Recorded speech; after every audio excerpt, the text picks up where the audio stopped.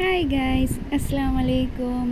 இன்றைக்கி என்ன ரெசிபி கொண்டு வந்திருக்கேன்னு தானே பார்க்குறீங்க. இன்றைக்கி வந்து ஆஃப்கானி எக் கறி தான் செய்ய போகிறேன். ஓகே கைஸ், அதுக்கு முன்னாடி நம்ம சேனல் மறக்காமல் சப்ஸ்கிரைப் பண்ணி வச்சுக்கோங்க. ஸோ டெய்லியும் உங்களுக்கு வீடியோ வரும். ஓகே, வாங்க வீடியோக்குள்ளே போகலாம்.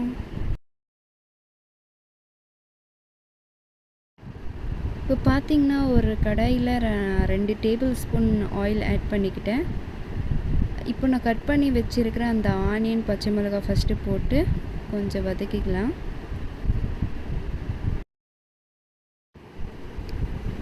இப்போ நான் வச்சுருக்கிற அந்த முந்திரியை போட்டுக்கிறேன். இப்போ 2 டீஸ்பூன் வந்து ஜிஞ்சர் பேஸ்ட்டு அதை ஆட் பண்ணிக்கிறேன். நல்லா வதக்கிக்கலாம். இப்போ நான் கொஞ்சமாக சால்ட் ஆட் பண்ணிட்டேன். இப்போ மிக்ஸ் பண்ணிக்கலாம்.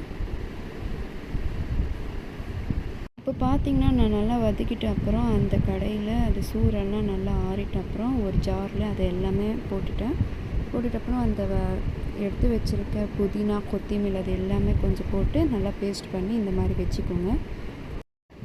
இப்போ நெக்ஸ்ட்டு ஒரு கடாயை வச்சுட்டு அதில் ஒரு 2 டேபிள் ஸ்பூன் ஆயில் ஆட் பண்ணிவிட்டு நம்ம பாயில் பண்ணி வச்சுருக்கிற அந்த எக்ஸ் எல்லாம் அதில் போட்டுடலாம்.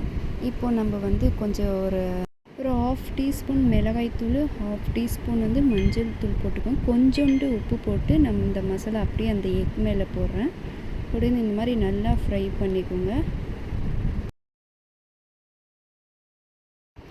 இப்போ பாருங்கள், அந்த மசாலா எல்லாமே எக்ஸில் எல்லாமே அப்சர்வ் ஆகிடுச்சு. இப்போ வாங்க நெக்ஸ்ட்டு கடாயில் பார்த்திங்கன்னா ஒரு 3 டேபிள் ஸ்பூன் ஆயில் ஆட் பண்ணிக்கலாம். அதுக்கப்புறம் அந்த பட்டை, லவங்கம், ஏலக்காய் அதெல்லாம் போட்டுட்டு நம்ம பண்ணி வச்சுருக்கிற அந்த பேஸ்ட் எடுத்து அந்த கடாயில் போட்டுக்கலாம்.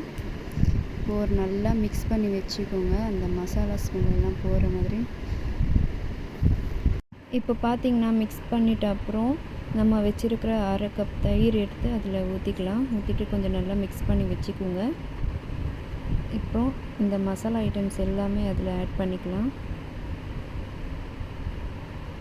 இப்போ பார்த்திங்கன்னா ஒரு 2 மினிட்ஸ் குக் ஆகிட்ட அப்புறம் இப்போ இந்த ஸ்டேஜில் தான் நம்ம பாயில் பண்ண அந்த மசாலா எக்ஸ் எல்லாமே அதில் போட்டுட்டு பாருங்கள், எண்ணெய் பிரிஞ்சு சூப்பராக கிரேவி மாதிரி வந்திருக்கு. அவ்வளோதான், ஃபினிஷ் ஆகிடுச்சு. நம்ம பண்ணியிருக்கிற ஆஃப்கானி எக்ஸ் கறி ரெடி ஆகிடுச்சு.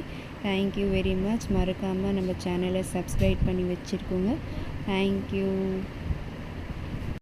அண்ட் லைக் பண்ணுங்கள், ஷேர் பண்ணுங்கள், கமெண்ட் பண்ணுங்கள்.